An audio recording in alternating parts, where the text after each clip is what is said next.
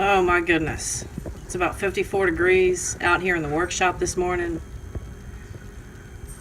Low humidity, that's fine. But the 54 degrees is not. Really can't spray. Really should not clear coat. I guess I could, but it's just going to take forever. So we're going to try and let this heat up a little bit. I got heaters running out here. Wow, that's a shame. Even going to fire the candles up. Try and get this place heated. There's one. Oh, there's the other. But in the meantime, these little knuckleheads are going to have to wait. So what do you do when you can't go to work in the morning? First thing that comes to mind, hey guys, come on. Just for a second, stop fighting. First thing that comes to mind when you can't work is to go fishing, but it's freezing outside today. So the next thing that comes to mind is to catch up on the Major League Fishing. I think that's what I'll do. I'm going to light a little fire, watch these puppies fight. Casey and I are going to watch the puppies fight.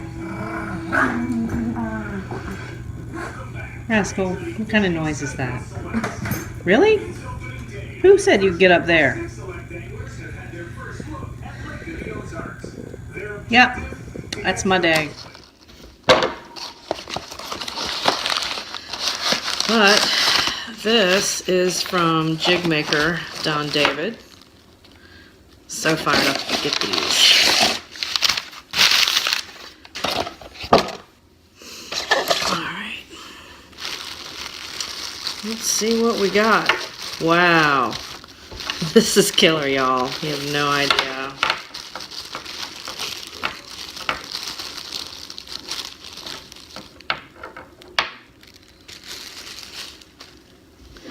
Okay, let me show you a little bit about what we have here. So these are bucktail jigs. There is a lure maker, jig maker in upstate New York. His name is Donald David. He does some amazing work. He's been tying jigs for about 23 years. This is just beautiful. This is an Army drab, an OD olive, and yellow smallmouth killer. It's absolute smallmouth killer.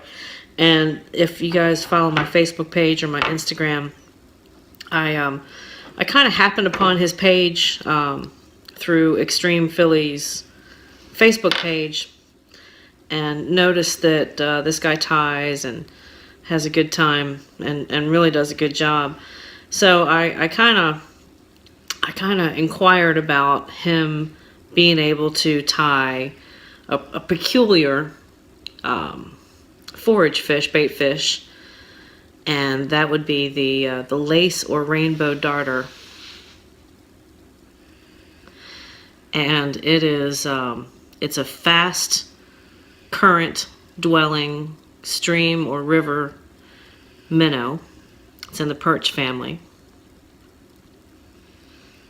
and it looks similar to this. So if you guys want to check and see what these things look like, I'm going to list a picture. I'm going to show you a picture of one, and leave a comment in the section below. I think he nailed it. I think he did one heck of a job on these. So I am very, very excited and happy to have gotten these jigs. I ordered them before Christmas. He's usually backlogged a good bit. It's hard to get anything because he's so busy in a fairly quick manner of time. So I was real impressed with how short the time took. So thank you, Don.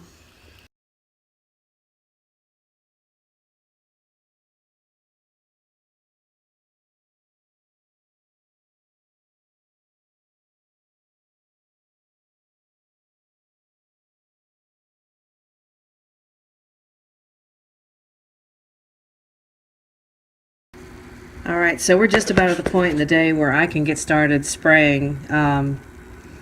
So I will leave you there. So before I go though, I mean, we're slim pickings over here, but I just kind of want to give you a quick idea of what's been going on lately in the workshop at Jekyll Baits. So this is named after a reservoir in Texas. This is the Choke Canyon 2.5 square bill in red. It's got that ghost lateral fin, little masking around the eyes, yellow eyes, some yellow and orange and brown on the bottom of the body. This is one of my favorites. This is the Potomac. It's red-eyed, a little red tip on the back end, good profile in the water, double coated.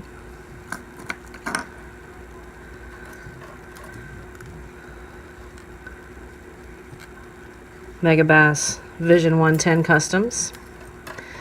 And who could forget, y'all know I'm a Steelers fan. Let's go Miami versus Steelers on Sunday, 1:05 p.m. Here we go, Steelers. Come on now. Beat those Fins.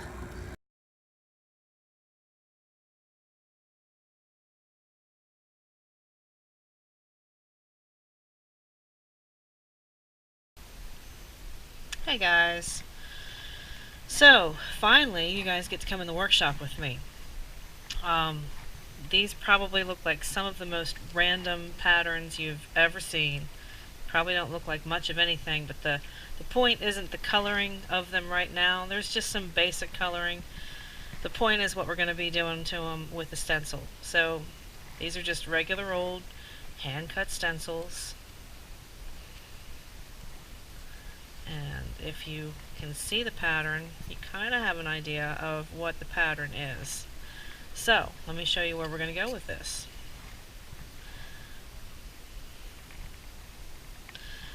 This has a little notch cut out right here, and you lay that notch up against your bill. And then you want to go ahead and put your thumb down here. And then if you're new to an airbrush or you don't have a whole lot of experience with it, there's a couple things. So when you push the pen down right here, I call it the trigger, but you can push it and nothing comes out. And then as you pull back on that trigger, you see you get little, and you can control that and make it real small. So you guys get the idea. Okay, so you can even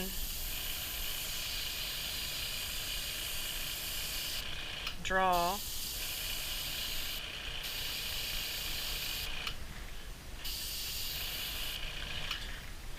obviously there's a lot you can do with it, but for this purpose we have our stencil cut. We've got a basic random pattern in color, and we're going to come and we're going to go very lightly. So we're going to push that hammer down, push the trigger,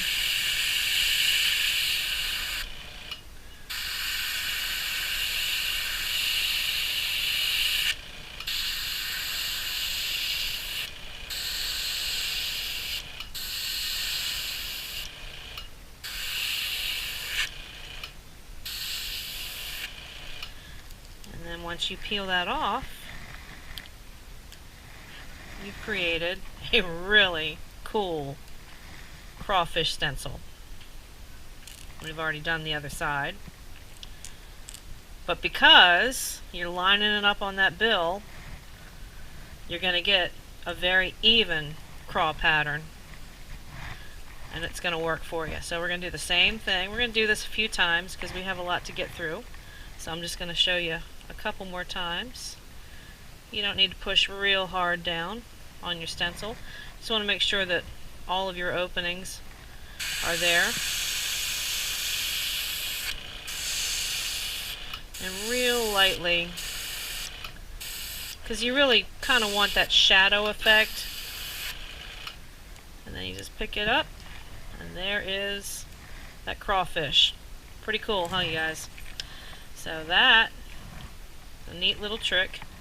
Now, normally what I'll do is I'll take a blank one of these and I'll have a piece of cardboard, or if you have a vacuum seal, you can do it with plastic and you can mold it onto it, and then you have a very airtight fit. I kind of like doing it flat because you can get a shadow effect. It almost gives it a 3D look. But I'll take a blank that has no paint on it. I'll place it on my cardboard to the edge of the cardboard, pretty much like this. And then I'll just trace with a pen around the edges.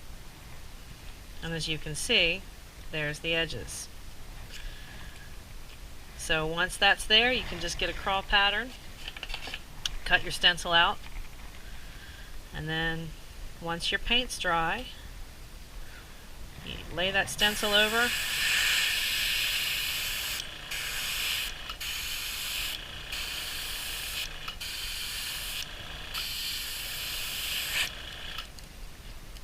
and voila!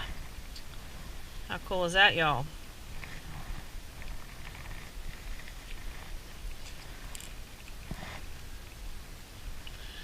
And we just keep right on down the line until we have completed the number of lures we want to do with this particular pattern. And you can get a little bit heavier up top here because you want that real clean craw line.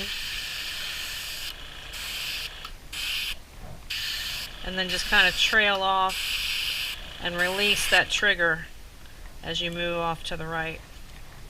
And that's what gives you that shadow effect.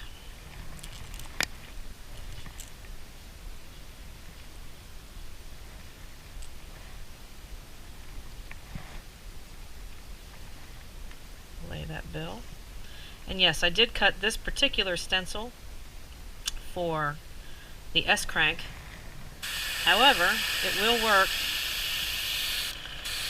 on a number of baits that are roughly the same length.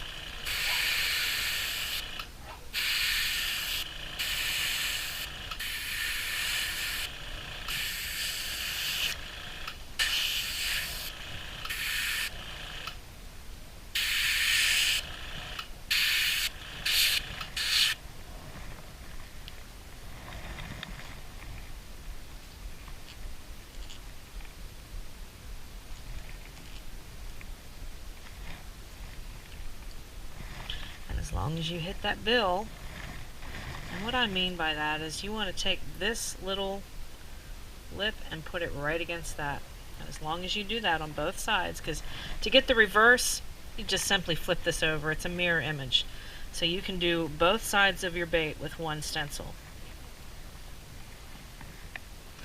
If you hear random sounds in the background, it's two puppies playing ferociously.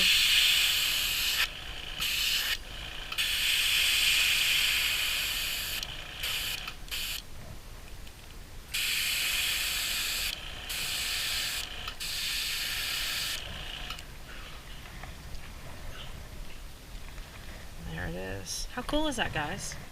So now you know a little bit about how I do what I do in here. It's not rocket science, but it does take practice. I've always been an artist, but I was a watercolor artist and an acrylic artist, a performing artist. So can't necessarily say that it's in my blood, but with enough practice, you can get pretty decent at a number of things. Sounds like the dogs are killing each other, but they're not. Just hit that bill every time.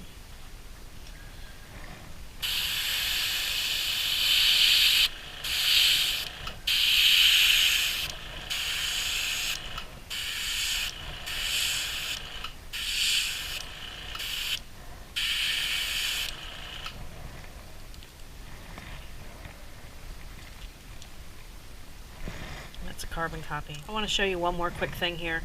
When you use cleaner, and pretty much you can get any type of, this isn't what it is, I just keep refilling it from the Createx. I use Createx cleaner or Wicked cleaner. It's the same company. But as you're cleaning that airbrush out, you want to clean it after every single color. And you can put your finger on the tip of that, and that's what actually pulls that extra paint out of the chamber. And then just dump it into, I use a rag in the bottom of the trash can. But you want to make sure that your last color is out before you put a new color in.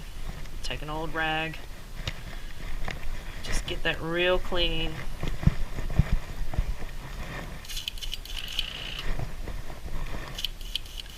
And just clear it out. Make sure that there's nothing coming out. We have a little bit of Comart.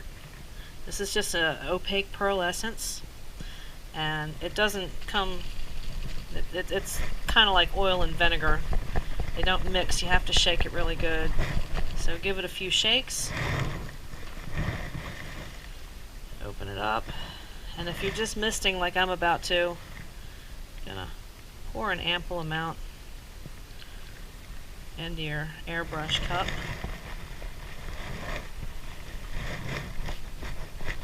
Get the excess off my fingers because this stuff is a little bit sticky, and again, this is Comart Colors Opaque Pearlescence. And you also want to hit this very lightly as well. So when you come across, just give it one good shot. And you can see that sheen on there.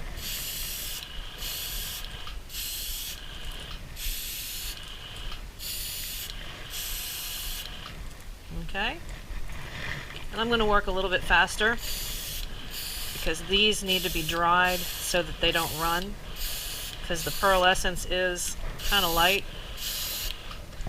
and it runs out of the airbrush pretty fast. And if you guys have individual questions or thoughts on the process of what I'm doing, please leave me a comment in the section below.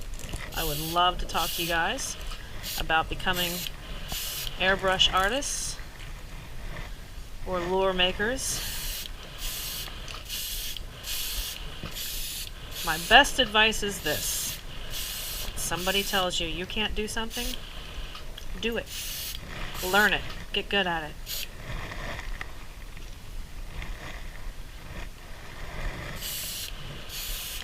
Just hit that bait on all sides.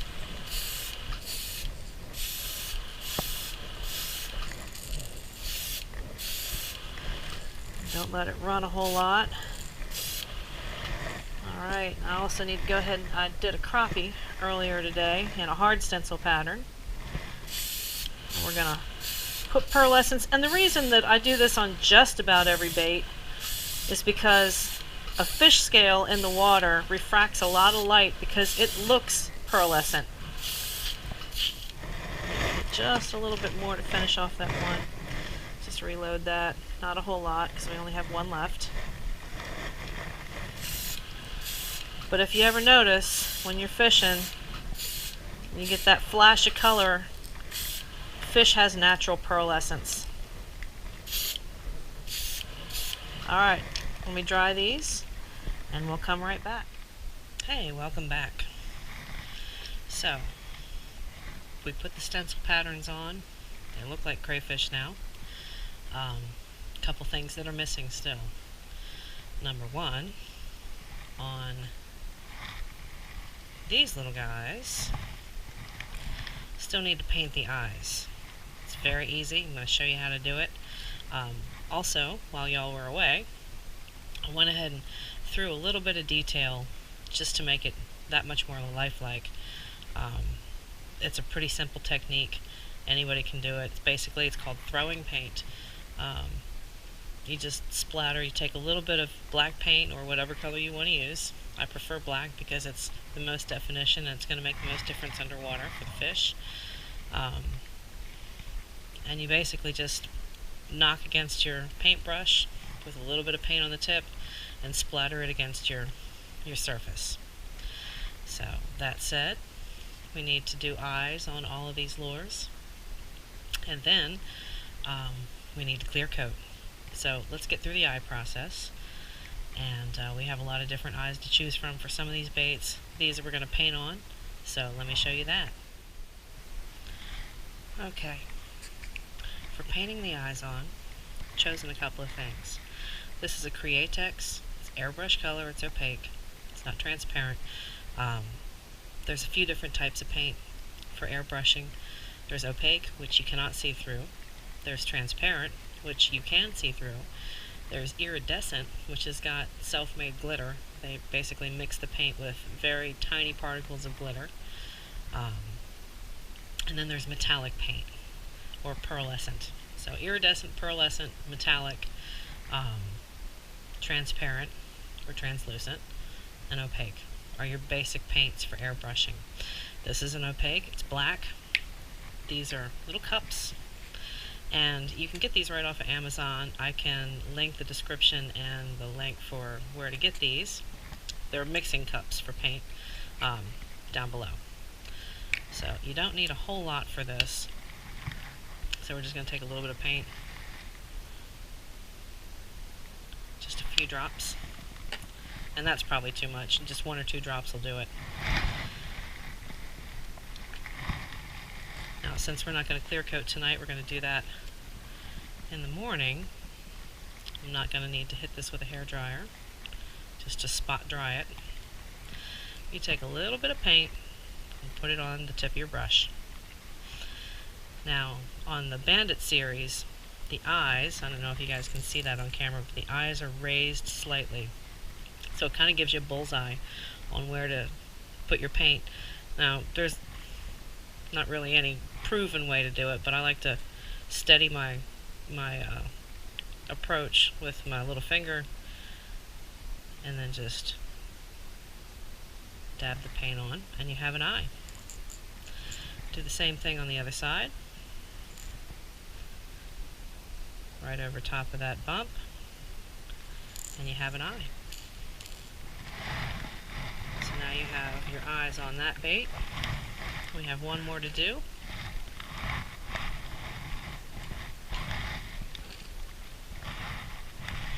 And then we're going to put the eyes on the rest of them. So just steady it, center it as much as you can over the dot.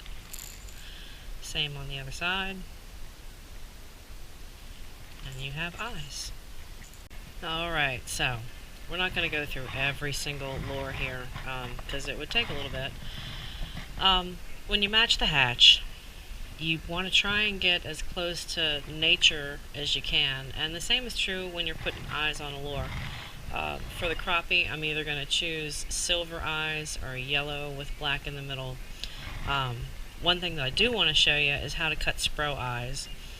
This is a Spro MD50's Little John that we've done in the Craw pattern. But if you notice on these particular baits, it's half eyes. Super easy. You just have to be a little bit careful and try and cut with a regular old pair of scissors. I actually prefer scissors over X-Acto knife. Just less messy, and I guess I've gotten used to doing it that way. You just need one eye per bait. Make sure you have sharp scissors, and then you want to try and gauge right in the middle if you can. And then you have 2 sections of eye. And Spros are signature for those half that I call them angry eyes. Look like mean little lures. But you just lay that in there, and it's got a divot that the eye drops right into. And this is going to be clear coated, so the eye will stick and sit. If the client requests it, then I'll go ahead and lay a little bit of crazy glue or adhesive down underneath the eye. But usually with the clear coat that I use a KBS, which is high-tech automotive paint and coating. You really don't need it. So there you have the eyes for the Spro. So you guys didn't see the actual spraying of this bait, but earlier in the day I sprayed a crappie pattern. It's a black crappie. I have 2 of them. I usually paint in pairs, at least 2, especially if it's a special order or a client request. So I think maybe we'll do one bait with silver, one bait with gold eyes. Now on these eyes, some of them are built that way, some of them are not. But if you ever notice the middle part of a fish's eye is almost a teardrop shape. It's not a round iris like ours is. But if you look at the teardrop, the point of the teardrop always faces forward. And again, I'm talking about matching the hatch. When you're trying to get these things down, you want to try and get it as close as you can to accurate, the way it would look in nature. So if you guys can notice on this one, right there, the light will help at all, but that is facing forward on both sides. So that's what that one looks like. Let's do the yellow. And then I'm going to let you guys decide. You tell me which one you like better, the silver or the gold, and I'm going to show them both to you again. You can leave a comment in the section below for me. Let me know which one you like the best. And I'm hoping this has been helpful. I'm hoping that somebody has been able to learn a little something from this today. And we have a lot to get through, so on the tail end of this video, now on this particular eye, there's no teardrop, it's just round. So you don't really have to point it in any direction. It's gonna look good no matter how you have it. And again, you just lay those eyes in. They have an adhesive on the back. You have to make sure you have the right size eyes. And if you start getting like lure blanks, which are the clear plastic blanks that we all use when we're painting baits. But if you start buying from some of the better places on the web, they're going to tell you what size in millimeters or in fractions of an inch that each bait requires. Like this is a 2.5 square bill, and it takes a 6 millimeter eye. Now the Spro Little John that we just did, that's actually a 7 millimeter eye cut in half. So that takes a little bit bigger of an eye. Your 1.5s, they take a 5 millimeter. I'm going to do a Vision, and those are 3/16 of an inch. So depending on what bait you have, it might vary from lure to lure, and most of them are fairly consistent in how the eyes are poured. So but here is, let's see if the camera can get that. There's that yellow eye. Now, if memory serves me correctly, in nature, the crappie would have a yellow eye. But again, the other aspect to this is making your lure stand out and attract the fish. So here is your silver, your yellow side by side,